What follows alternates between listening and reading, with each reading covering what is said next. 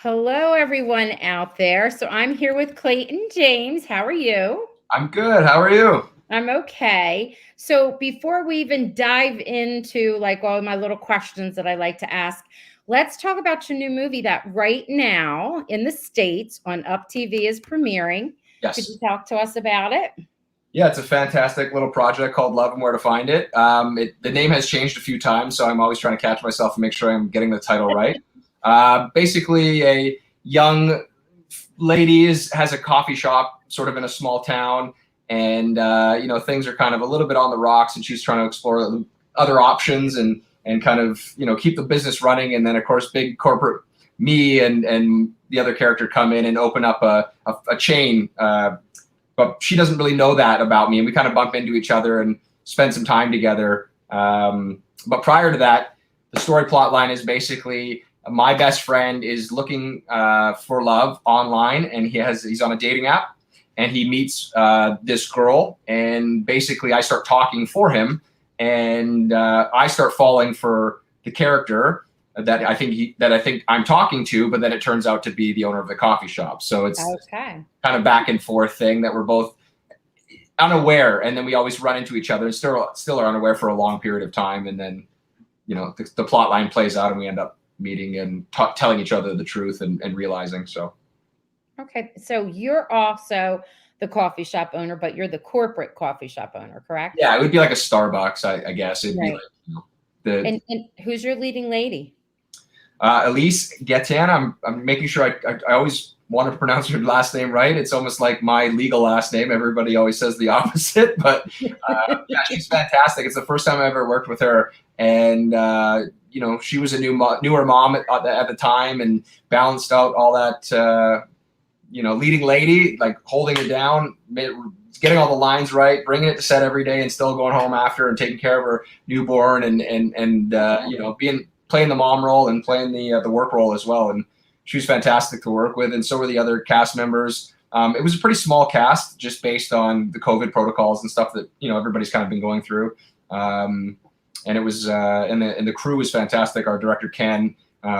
Turns out I had known him through mutual friends for a while, and I think him and I ran into each other a long time ago before we would even talk about film. But it's a really heartfelt, great fun film that we ended up making, and our DP lit it beautifully, and I think there's some fantastic shots in there that I can't wait to see. Just the lighting and how it all plays out. I know. I can't wait to see it either. I have to watch it tonight. Well, you let me know, because we don't have it in Canada right now, so Oh, I'm kind of in the wait. dark. Oh no, I don't know. What can I do? I'll record it and then send it to you. No, I can't. People ask me to do things like that sometimes, and I'm like, how? How do I wouldn't even know how to do that. I don't even know how to do that. I'm terrible at technology. I have a whiteboard to write my stuff on, and my wife says, "Why don't you use your Google Calendar?" And I'm like, "Yeah, no, I'll use the Google Calendar." And then I just end up writing it on the whiteboard. I don't know. I do that. I don't know what it is. I like to write things, like actually see it and tick it off Yeah, instead of doing it. That's just the way our brains work, I for guess. sure. And I mean, some actors, they use iPads to use their lines and all that, but I physically need to have mine printed out so I can write on them and carry them around and spill coffee on them and food on them. But they're always with me, and I'm always jotting down notes as I kind of go along and have thought process. And Okay, so that's your method, right? yes, that's my method, my process. Now, tell me about let's go back now. How did you even get into acting? Because when I was doing my little research, there was a cute story about when you were younger, you were very much into hockey. Is that true? Yeah, And very then Canadian of me. Yeah. do you still play? I still have I was a goaltender, so I always jokingly say I'm a bit of a trifecta because I'm an only child, hockey goalie, and an actor, and those are three of very interesting and very emotional, very crazy people, or whatever you want to ball that into. But yeah, I mean, I still play. I have goalie pads, but when we were living in Los Angeles, I didn't really have anywhere to play, so I took some time off. But I would like to get back to it. It's just a matter of finding some time. We have bought a property up here, so I've been working on the house a lot and kind of getting sidetracked with that. And it's on my to-do list to get back to it for sure.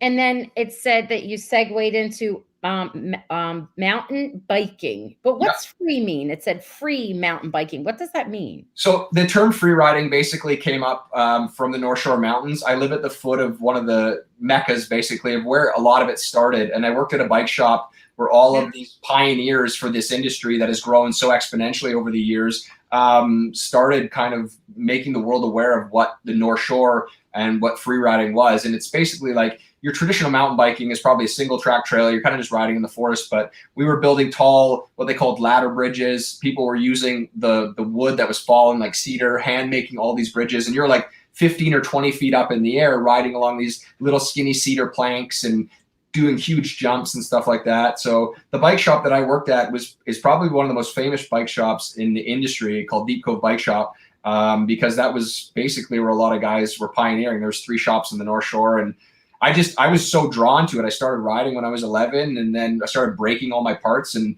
being raised by a single mom, she basically said, "You need a job to pay for your parts. I'm not paying for these anymore."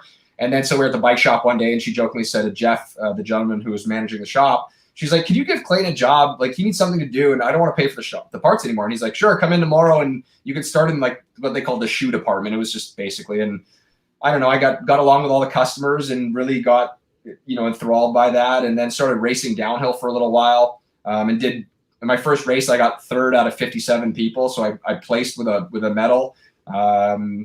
It's still my favorite job. I love acting, but if I can reflect back, it was just one of the most fun times, and to be a part of that. And I still have friends that are still, in the industry, and it's just a really passionate job that I had, and I loved it so much. So go back. How high were these, or were these 15, 20 feet? I mean, my friends were doing like, they would basically find old stumps that would be like 30 feet in the air. And this gentleman named Digger, Todd Fiander, one of the OGs of the North Shore mountain biking, which my mom actually went to high school with him, and they knew each other. I didn't know that till later, but he was building all these crazy trails, and they would make transitions. This was long before Red Bull Rampage, and that before mountain biking was really mainstream. I mean, they were just making videos on VHS called like North Shore Extreme, and they would have like a V8 cam stuck to one side and like a weight on the other because the cameras were so heavy, right? And that's what my friends and I used to do. Eventually, you could put a GoPro. Remember, there was like a GoPro. Yeah. This is way before GoPros. We used to have like our parents' video cameras that they would be like filming at our birthday parties. We would borrow them, and they'd be like, "Don't break them," and then we just put like a counterweight on, and it would sit so low. But we're talking like, those giant cameras on the side, and half the time you'd be kind of riding like this. But that's where I started editing films, and we started putting music to stuff, and I got really drawn to the editing process and the creation side of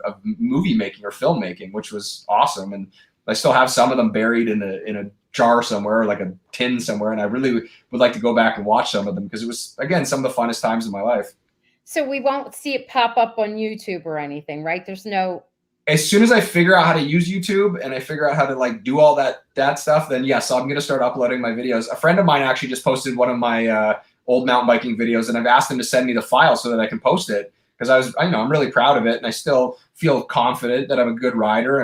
But some of the stuff we used to do back in the day was less fear. Now I'm worried about breaking bones or, messing myself up, because then I got to pay bills and work. Right. When you were saying you kept breaking parts, I thought you were talking about your body. Oh, I did. Oh yeah. No, I broke my wrist. I broke both wrists. I broke in hand. I luckily wasn't too bad. Some of my friends broke their backs, broke their legs and stuff like that. It's a safe sport overall, but like any extreme sport, there's always going to be some issues of that sort. Do you have like special equipment you have to wear?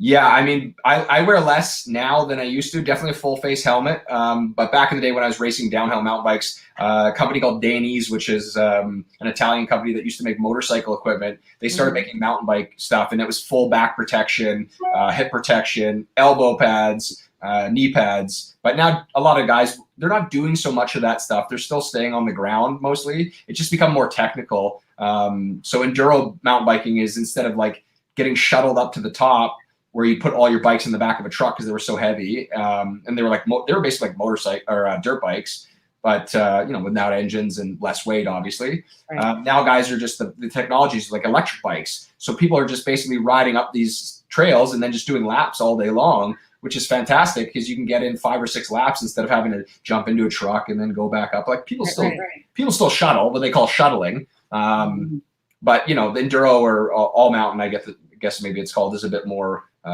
It takes the entire day as opposed to an hour or two. Now, you need a movie that I can hear my voice going echoing. Do you hear it? No. I do. It's echoing on my end. That's okay. You need a movie where you are like that's your character. Like your character has to do all of that. Like that would be like nothing for you. I You know. wouldn't even be acting. You would just like fall right into it. I know. There's two times. I mean, I've loved most of the all the projects that I've been a part of. Most of them. The one time I shot in Deep Cove was Christmas on My Mind, which is where I grew up. Right down from the bike shop. It's no longer there, but we shot on the pier, and that was really heartfelt for me because it was my hometown, and we're filming. And then I booked a commercial where I got to ride my mountain bike as well. So I thought that was pretty neat. But yeah, I was thinking like a trail of love or a tail trail of love or something like that, where people connect on the mountain bike side of it, or I don't know. There's something to be written about it for sure. There's a big following for it, and it's an amazing sport, and it's awesome, and I think you could fit that into a movie for sure. Yeah, that would be different. I like when things are different. Speaking of different, I fell in love with the Hallmark movie you just did, by the way, which is going to be on next Saturday. Oh, nice. The one I loved it. The one, Don't Forget I Love You. Yeah. I love that. It was a different storyline. I'm like, thank you, Hallmark. Something I love Hallmark, but something fresh, and it was really cool. Now I'm thinking about that scene, right? There's a scene for anyone that hasn't seen it, but they should have, where you had to cross a bridge. Was that real? Was that special effects? No special effects involved. And Amelia she was really nervous for sure. She's your leading lady in the show. Yeah, the leading lady wasn't acting. She was quite nervous, and I've been a little bit nervous. It's called Capilano Suspension Bridge. If anybody wants to look up the Christmas decorations at Capilano Suspension Bridge on YouTube. It's so beautiful, and just the tall trees, the huge river below it. It just all ties in quite nicely. But she was not. She wasn't acting. She was definitely nervous, and it played out to be such a fun scene. The drone shot was amazing. The lighting was amazing. It was a very tense moment because they were trying to time the light and then time the shot, and it all worked out in the end for the editing. But I remember it was a bit of a tense day because everybody was getting rained on, and but the fog was rolling in, but it all added together. And I just posted that clip on my Instagram because I loved it so much as well. It was a fantastic shot, and it was beautiful to have an homage to what are they called? A landmark in our hometown. So I was thinking maybe that wouldn't have been like, I know the depth of that was way more than if you were up on one of those little bridges riding your bike. But I was thinking maybe then that was why you wouldn't have so much fear because you're used to the heights. But it is kind of something totally different, but gorgeous, but different. For sure. And I mean, if you look over, it's a long way down, but it's beautiful at the same time. There's there's serenity to it, but then there's a little bit of the anxiety and the fear to it as well. And mountain biking is kind of the same. You're not really thinking about how high up you are. And like I said, they've changed a lot of it now. There's not a lot of big, tall stuff. But back in the day, most of those guys were just fearless. And I mean, you get so comfortable with it, it's almost second nature, and your balance has to be on point, and you just have to kind of just not think about it too much. It's like that saying, if you're going to go cliff jumping and it's whatever, don't look down first. You just kind of have to, judge what you're doing, be safe about it. Right, but the longer you stand there and look and second guess it, the more you start to overthink it, and the more you're probably going to make mistakes, which, I didn't end up doing the big jumps as much as my friends did. There's a bit of a fear of heights. If I'm in a very tall building, it's not that I'm scared. I just go, that's a long way down. My wife and I were hiking Zion National Park, and it was just after my concussion, so I still was suffering from a bit of anxiety based on the head trauma that I was going through. And I remember sitting in the middle, and my wife is standing on the edge, and it's way taller than that bridge. Like, we're talking thousands and thousands of feet down. She's like, "Are you gonna come stand over here?" I'm like, "Nope, I'm good." Like, holding on to the pole in the middle. So I guess it just depends on how high. There's at some point in time, my anxiety definitely kicks in for a height. So that's what you could have drawn on when you were doing the movie Don't Forget I Love You. Now, can you tell, just in case, I think there are some people that haven't had a chance to see it, and they can catch it on Saturday. Can you just give us like a little synopsis of what it's about? And then I have a couple questions I wanted to ask you. Yeah, it's a fantastic film where basically our leading lady has her mother has left her a time capsule, and it's helping her get over her fears and anxieties. Because we're both sort of we both have our fears and our anxieties. I just cover mine well. So my character moves in across the street with his young daughter, and basically I'm a bit fumbly, but I live for life, but I'm just not the smoothest at it. So big lust for life, but I'm a bit clumsy at the same time. I mean, the opening scene is me stumbling over the moving boxes as I'm trying to say hello, which is not a far stretch from me. I try to have to watch where I step half the time. It's just the energy. And then so her character basically is encouraged by my character to start opening up and to start facing these fears and these anxieties that she's had. And my daughter in the film, Daphne Huskins, she's amazing. She was so fantastic to work with. Yes. Like she is this scene stealer. She really is.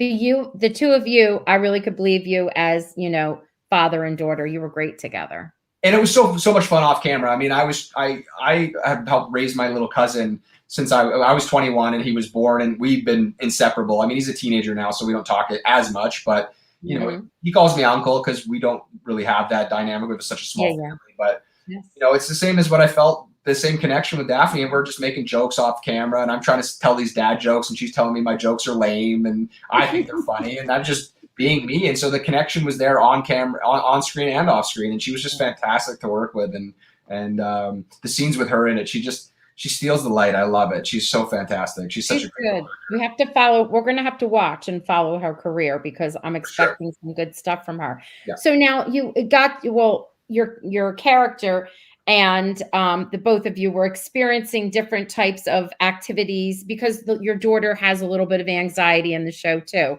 Yes. And I loved all of them. I especially loved when she was having her read her speech out loud, because as a teacher, I would make my, students do that to get over their fears, like one-on-one. But what I really liked was the scene where you went and did goat yoga, which is a real thing. I know someone who has a whole bunch of goats, and you can go and do like goat yoga, right? Yeah. Isn't that? Yeah. Okay.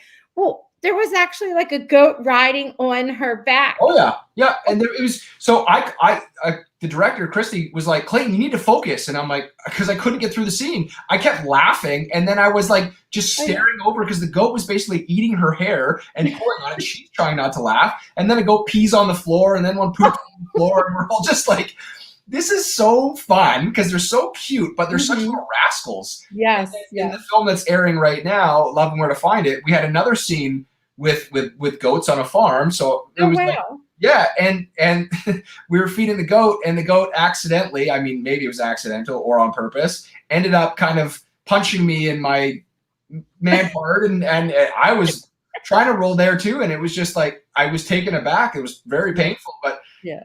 I'm like, filming with animals is so fun, but it's so hard on the crew, and because the cast are just like, we can just laugh and get through the scene, but the crew's trying to get the shot, trying to corral the animals. You got the wranglers, the handlers there, and it's so much fun, but like it takes a lot of work to get a perfect shot with that. But I think most of the natural accidents on camera, whether you're laughing or it's just like, and it's just the most genuine thing because you're actually just doing that, hopefully end up in the edit because it's the most honest.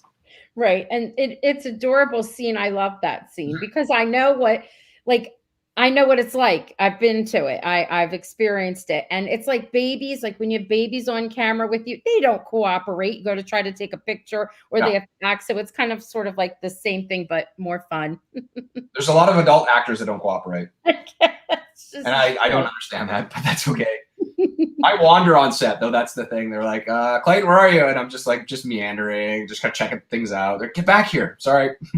Oh, you're going to miss your mark. Yeah. So now I wanted to ask this question for myself, actually. So I was watching the movie, and every day there was an affirmation. Like it came over as the alarm went off, and there was an affirmation, a woman's voice speaking. Do you know what I mean in the movie, or no? Because it wasn't for you. It was for the leading lady. Do you know what when she woke up? I have yet to see the film. I've seen clips of it, so I'd have to watch it. I didn't get to see that in the final edit, but I know there was the voiceover and the affirmations, and I know that kind of followed into her mom's instructions, I believe. Right, but the only thing I wanted to know was that somebody specifically, hired to do that voiceover, or was that like a tape? What was that?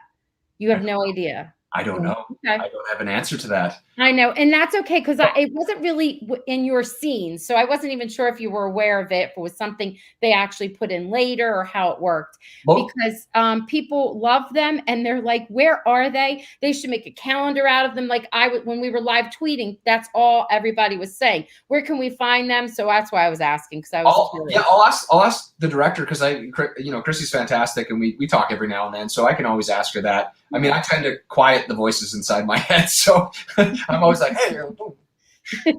No, they liked it. That was good. Fantastic. Okay, now, before I wanted to talk about When Calls the Heart, but as we wrap up, and then there's a whole bunch of comments and questions over here that Okay, we great. can go through.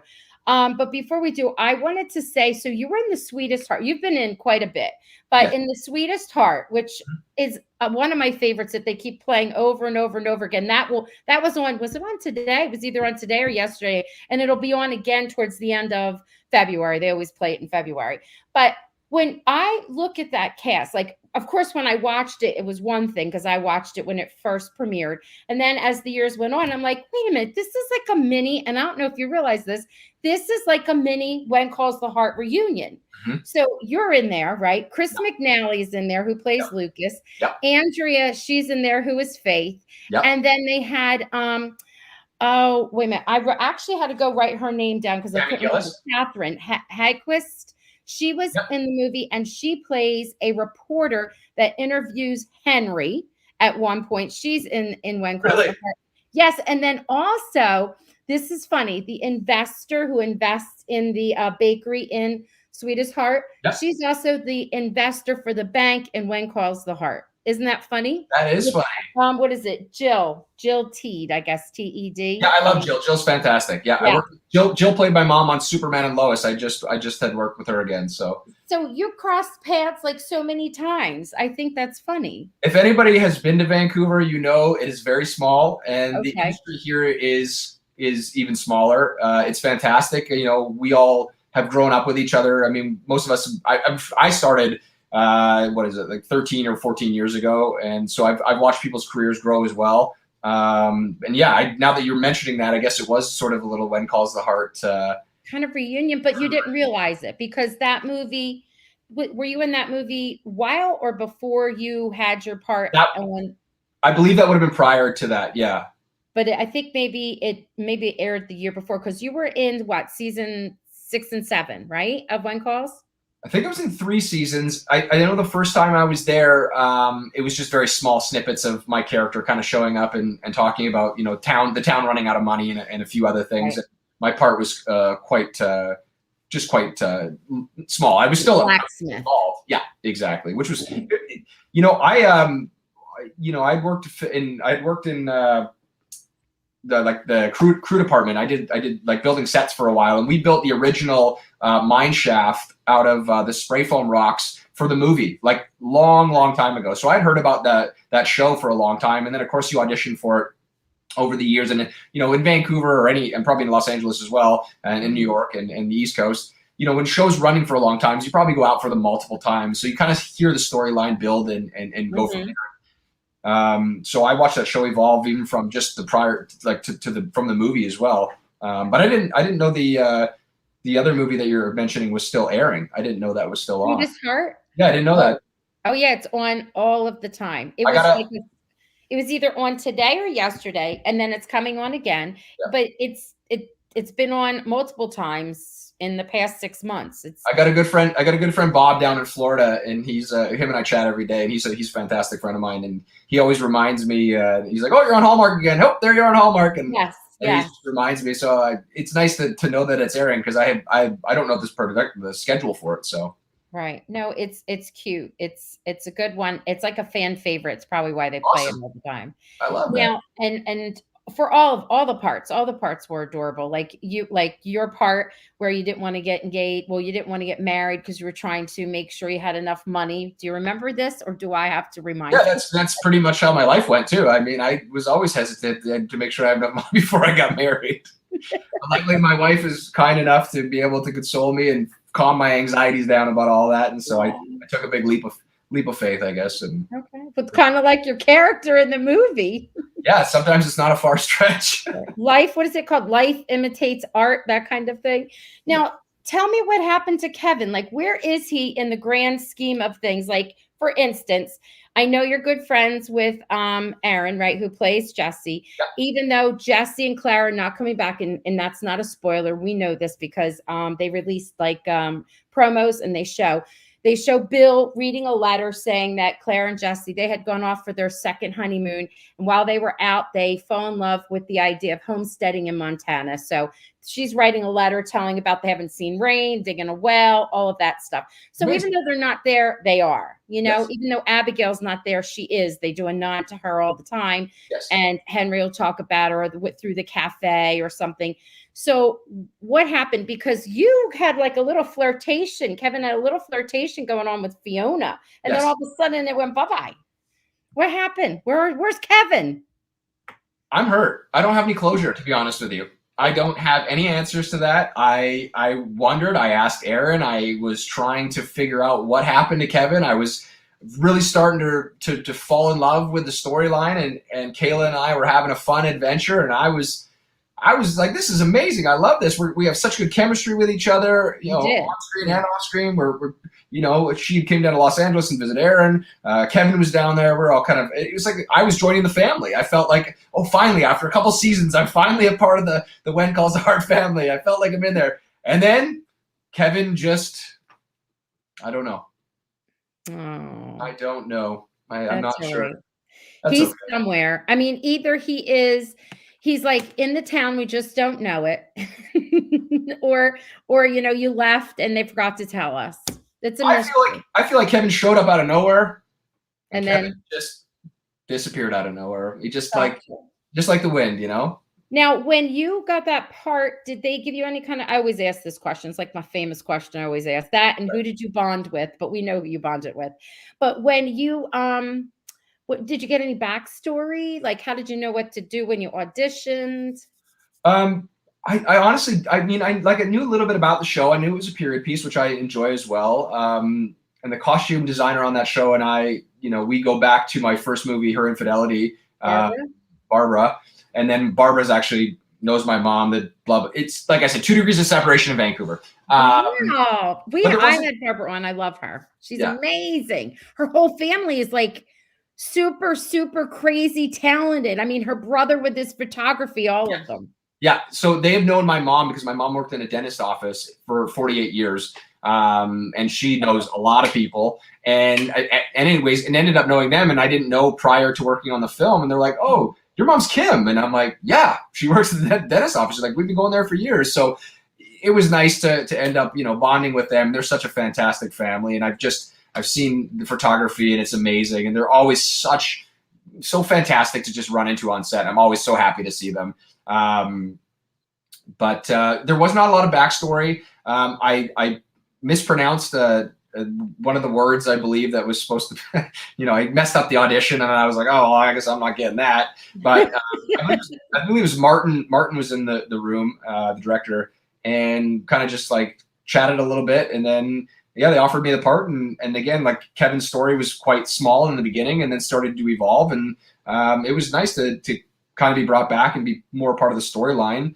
You know, be a part of Jesse's wedding and you know, fixing the car and watching Kayla's character start driving and all that stuff. It's, you know, it's a fun story. Like I really enjoyed the show and being a part of it. But yeah, there wasn't a lot of prep. I mean, I'm really good with my hands. I like to work on my boat engines and my car, and I like to build stuff around the house. So it kind of just, again, just went with it. Yeah, exactly. Nice. This has been such a nice chat. Now, before we start asking answering any questions, do you have, I don't know, when I look out there and I look around, it seems like you have projects, but sometimes you can't talk about them. Is there anything that you want to share with us that we should be on the lookout for? Or should we, as soon as we're done here, go run and watch your movie? Best part is probably to go watch the movie. I nothing on the horizon. I mean, I'm taking class and I'm doing my due diligence for all that, working on fantastic plays in class and studying.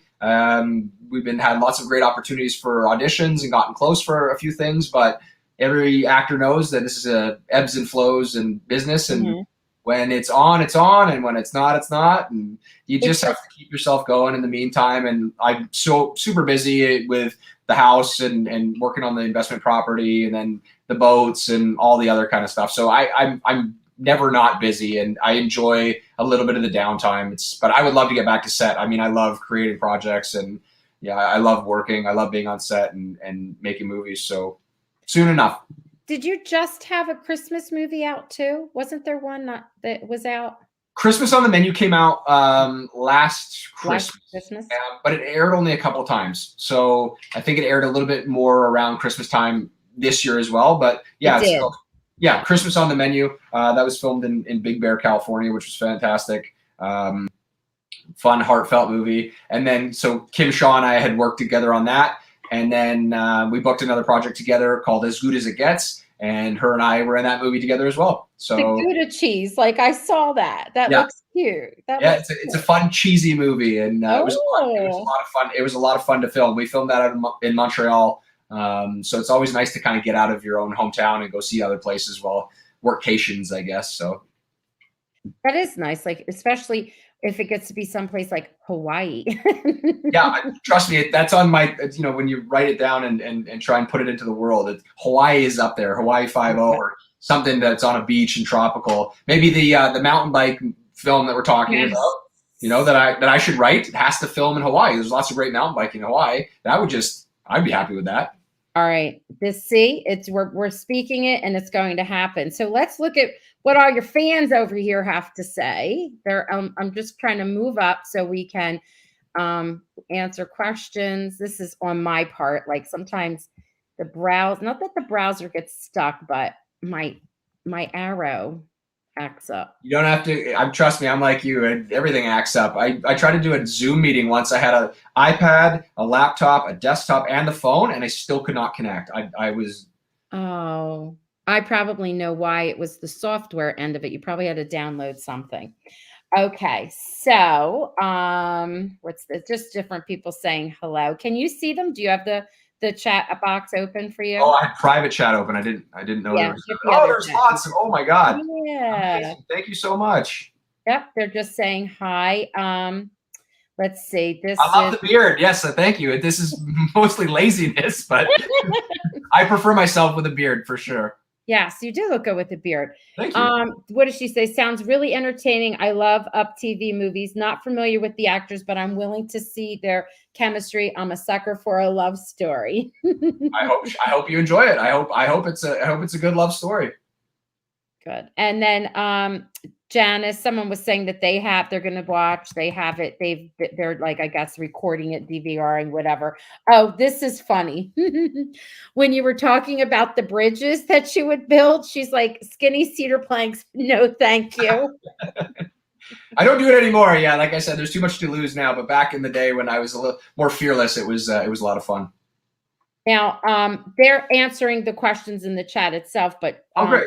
Patricia was wanting to know what was the name of your UpTv movie again? Love and Where to Find It. Love and Where to Find It, because I kept saying in my head, because it's about an app, Love and Where It's App, like at, and I'm like, no, there's something wrong with that. And then I went back and that's not even it. I'm making up my own title. But that's a good one. You're gonna have to help me come up with my mountain bike title, because that was a good one. You just had a zig. I will. Oh, then Janice, this is Janice, because first she said no way, but then she said she was really I think this is the nurse in Janice, that she was happy that your back and neck and head and all of that was, protected. Yep, you saw your beard comment. I thought there were some like specific questions. I've seen the commercial of this movie. Okay. I just have to screenshot because everybody wants Kevin to come back to When Calls the Heart. So we do. Everybody. We just gotta start sending that back. We're going to, we'll keep, listen, if you ever go onto Twitter and take a look, people just randomly say, what happened to Kevin? Where's Kevin? We need Kevin back. They say it all the time. It's out there. Yeah, maybe Twitter has the answers, because I don't have the answers there. And I still, again, as Twitter is another platform that I have to learn how to use. And hopefully I'll get back onto it, because I keep forgetting about it. Yeah. Joanne said that she really enjoyed the movie Don't Forget I Love You, because there was great casting. And that's true. One of the first things that I liked right away is that as soon as you two were together, you know, your little meet cute meet, whatever, you have your whole little conversation out in the street kind of thing. Right away, it was like real, like a real conversation. Um, Authentic acting. I always look for stuff like that because sometimes you can have two great actors, but for whatever reason, it feels like they're acting. Do Yes. you know what I mean? And it didn't feel like that. And even if there's like a younger actor and actress that's involved, even with Daphne, she was great with the both of you. So it It was was great. good. It was great writing, and when great writing can like help actors out a lot. It's really hard, and you know what? I hate to say this because I feel like all content being made is still a creation, and Yeah. sometimes it's just a little harder to make real. Sometimes the words are just harder. It doesn't flow as Yeah. well as you'd like it to. So actors can really struggle with that. But with good writing and a good scene that's properly or that just flows together, the actors don't have to carry the load and make it, you know, try and make it something that it is. Just Right. act natural kind of and carry through that. So That makes sense. That really does. I mean, it's just harder for you, especially if the dialogue's a little awkward or not natural, right? Like yes, that, exactly. yeah. This is just what you had suggested that they go and look at the bridge. Someone said they did. I think someone said they did look it up, and it was gorgeous at Christmas. Yes. And then this person was talking about this person. I'm sorry, Beverly. Beverly was talking about how scary it looked, and I liked how you helped her overcome her fears. Well, if Beverly ever wants to cross that bridge, I will walk across it with her, and I will help you conquer that the fearful bridge. It's not as bad. As soon as you get out there and you can kind of look around, it's beautiful. And there's a big dam that's up on the north side of it, and then if you look down the south side of it, I believe it just opens like it opens all the way up, and you can look down. The river flows nicely. Sometimes there's people salmon fishing down there. And then you cross over, and there's all these amazing, what I call like an Ewok village from Star Wars. It's all these amazing tree walks, and would be cool for mountain biking too if they could actually make it, because you're riding through the trees, and it's beautiful, and it's amazing during Christmas time as well. We didn't go this year, but I can only imagine how nice it is with the snow as opposed to the dreary rain that we have all the time. But we went when it was raining, and it wasn't quite as beautiful. I feel like the snow just kind of would complement it quite nicely. Do you know what? Now, refresh my memory here. When were we in the studio talking about this, or did we actually tell the viewers the story about how there wasn't much acting with Amelia and you because she really was afraid? Did we say that to them, or I can't. Yeah, I think we were talking about it prior, but yeah, no, she kept laughing, and she goes, I actually have anxiety about this right now, and I kept saying to her, it's okay, because I've crossed that bridge a few times, and I feel comfortable on it, but she, I think there was the acting dialogue was there, but her acting fear, I definitely think was very truthful and real, which made the scene fantastic. yes, it did. No, it's a good scene. It was like memorable. That and the goat sticks out, and that and you made sushi. I love that. That was fun. Do We you had eat sushi last sushi? night. I love sushi. Okay.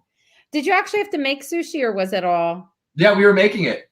And then they wanted the bag of rice exploded everywhere, and I think we did a couple shots of that, and then it was like, okay, we don't want to clean up rice anymore. You had So, enough of it, right?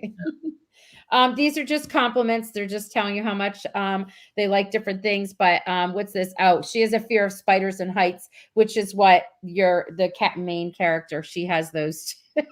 but we need spiders. That's the thing. They're more scared of you probably, and we need them. So don't kill them. Let them go. Catch and release, please. All right. This is your Kevin. Wait a minute. Let's see. Just wondering, out of curiosity, do actors receive royalties? Oh, yeah, each time a Hallmark type movie re-airs. They should if they don't. Yeah. So sometimes there's buyouts, and so Mhm. the project basically you'll be paid up until it gives you an extra percentage of the production, and then sometimes not. So sometimes you end up receiving royalties, and you sometimes will get checks based on a movie that's been airing for a few years. And I believe after a number of years that they start to have to pay you. So if the buyout has been paid prior, and then it goes longer than the years, I think they have to start paying you. But to be honest with you, that's like my agent and accountant kind of handle that. Yeah, sure. But yeah, I mean, they do compensate you. Hallmark is fantastic. They always are very generous to their actors and very nice to work for. And there's other. Well, I don't want to say there's other. Sometimes there's other productions that just don't take care of their actors as well as they should. So yeah. Well, that's a good thing to know. Hallmark does. Well, good. Yes, they're very, very lovely. We have a compliment here, and then we have a question. Says, yes, bring Kevin back. It says, thank you for being so nice and responding to our comments on Instagram. We appreciate it. Aw. I appreciate people taking the time to watch me and taking time out of their day. I know people keep saying, oh, like, you know, they feel like you're fans, but you guys are really my support system. I mean, yeah. I honestly, like, I'm so grateful and indebted to people to take the time and help my career grow and pay me these compliments. You know, I didn't grow up with a lot, and, you know, my mom luckily is proud of me, and that's a big thing. And it really is very heartfelt and very endearing for me to, you know, people actually take the time to compliment. Yeah. So. Oh, and then they wanted to know, do you sing? Terribly. So my grandma was an entertainer. She, for years, would go with her group called the Music Makers, and they would go to retirement homes, and she would sing, you know, amazing old songs. She had a beautiful record collection. She had pianos, all these beautiful instruments. We have stacks and stacks of sheet music. I really wish that my grandma had taught me how to play the piano. I don't think she could fix my singing, but, you know, we did spend a lot of time together, and I miss her dearly, but she was probably the driving force of the artist in me. I always kind of wondered where that side might have come from, and I think that came from my grandma. I think I can sing okay along to music, but if I've ever tried to sing for an audition like a cappella, I cringe a little bit. I wish and again, that's something that can be trained. Yeah, well, that's true. You're right. It can be. And I played a lot of sports, and I think that had I had a bit more of a knack for music, I definitely would have gone that route and tried. And I am not hesitant to try singing and or take lessons if a production was ever to hire me and give me that opportunity. I would give it my all. Yeah, sure you would. That would be fun. It'd be a new adventure, just not on a bike hanging off the side of a cliff. Be a totally different type of feeling. I do sing when I ride, because when we were younger, there's black bears that run through the trails. So my buddies and I would we'd sing rap tunes or whatever as loud as we kind of could. So just in case we come around a corner, people had bear bells, but we decided to sing old rap songs because we thought we were cool. Okay, so this is someone said that they teared up when you talked about how much you love your grandma. I have her name tattooed on me here, and yeah, my grandma. Oh, grandma. And my dad's mom too. My dad's mom was amazing. My dad and I, not to get too personal on it, but I'll tell anybody. My dad and I have had a struggled relationship my whole life. He's a fantastic man. It's just there's factors that didn't allow us to be as close as we wanted to. Right. But my dad's mom and I were inseparable for a long time as well. My grandma Sue was amazing. I've been surrounded by some just very fantastic women. You know, my aunt, my mom, my grandmother, all such a driving force in my life. My wife is fantastic. I'm very lucky to be surrounded by very amazing women. And you know what? I was thinking when you were talking about your mom, she's like more famous than you. She knows way more people than I know. Oh, we know her from the dentist. Her name, you know, that was so funny. I love that story. I was literally at the hardware store the other day, and my name came up. So my legal last name's Chitty. And then the lady at the counter goes, "Oh, I used to know a Chitty." And I said, "Oh, who do you know?" She goes, "Daphne." And I'm like, "Oh, you knew my grandma." And she goes, "Oh, who's your mom?" And I go, "Kim." And she goes, "Oh my God, I knew your mom. Wait, my mom or my grandma and your grandma were best friends. You know, your grandma used to babysit me all the time, and she told me all these stories." And then some friends of mine that I grew up with, or I've known for ages, but we started spending more time together.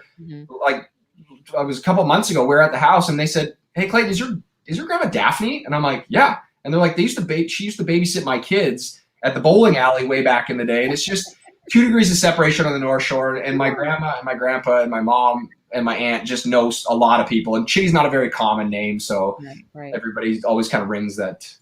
I love it. Oh, it's a good story. Yeah, and this is our last Barbara's. And now this is a good question because I had a hard time finding you myself. I'm like, wait a minute. I know you're here. What is it? So they wanted to know what your name is on Instagram.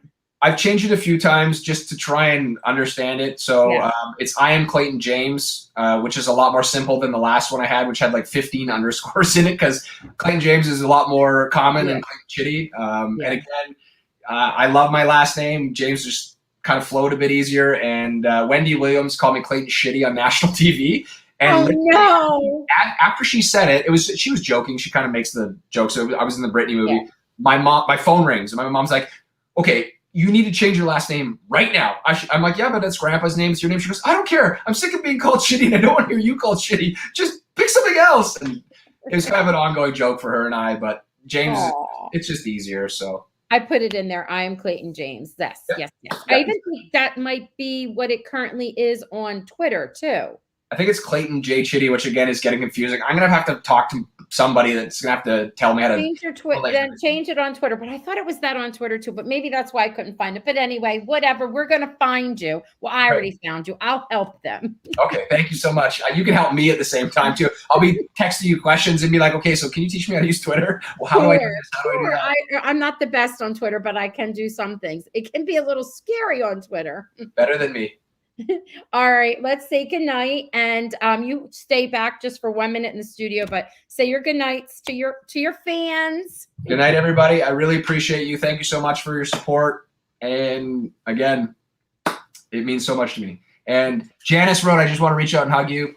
Well, we can give a virtual hug, Janice, and I really appreciate everybody, and thank you so much for taking the time for you as well and reaching out to me, and it's and thanks again.